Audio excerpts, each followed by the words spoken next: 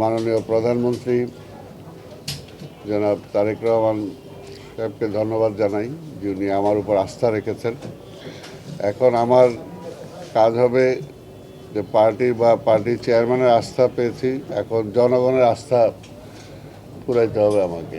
জনগণের আস্থা নিয়ে যাতে তাদের যে সমস্ত চাওয়া পাওয়া যা আছে, যে সমস্ত কাজকর্মগুলো বাকি আছে ঢাকা শহরে, জনগণ যে সমস্ত তাদের যে সমস্ত প্রাপ্য যা আছে সেগুলো যাতে তাদের সহযোগী হিসাবে কাজ করতে পারি সেটার জন্য চেষ্টা করব।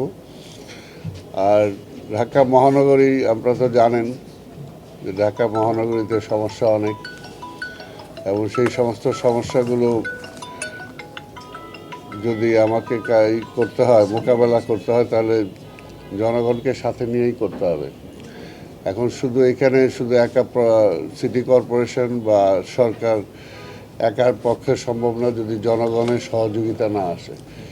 যেমন স্বাভাবিকভাবে আজকে মনে করেন যে নগরের পরিচ্ছন্নতা একটা বিষয় ধরি, পরিচ্ছন্নতাও যদি শতভাগ সফল হতে হয় তাহলে এখানে 50-50 দায়িত্ব, জনগণের দায়িত্ব 50%, আর 50% দায়িত্ব সিটি কর্পোরেশনের।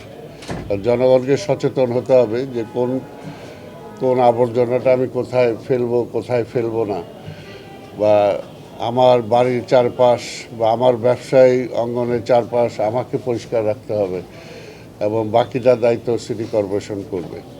ঠিক তেমনিভাবে আজকে মশার যে উপদ্রব সেটাও আমরা জানি। মশার জন্ম হয় অনেকটা নাগরিক অসচেতনতার কারণে। নাগরিকরা যাতে সেটাও সচেতন হতে পারে, প্লাস সিটি কর্পোরেশন যাতে মশক নিধনের কার্যক্রমটা আরও দ্রুত করতে পারে সেটার জন্য আমি চেষ্টা করব। আর ট্রাফিক সমস্যা এটা তো জানেন যে এটা শুধুমাত্র সিটি কর্পোরেশন না, এটা সরকার বা বিশেষ করে পুলিশ এটার সাথে জড়িত।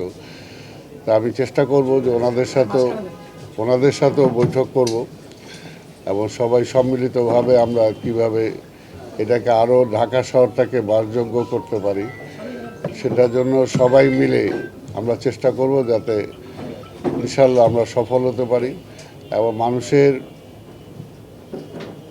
কাজ করে মানুষের মন জয় করেই যাতে আগামী নির্বাচনে যাতে প্রতিদ্বন্দ্বিতা করতে পারি সেটা থেকে চেষ্টা করব।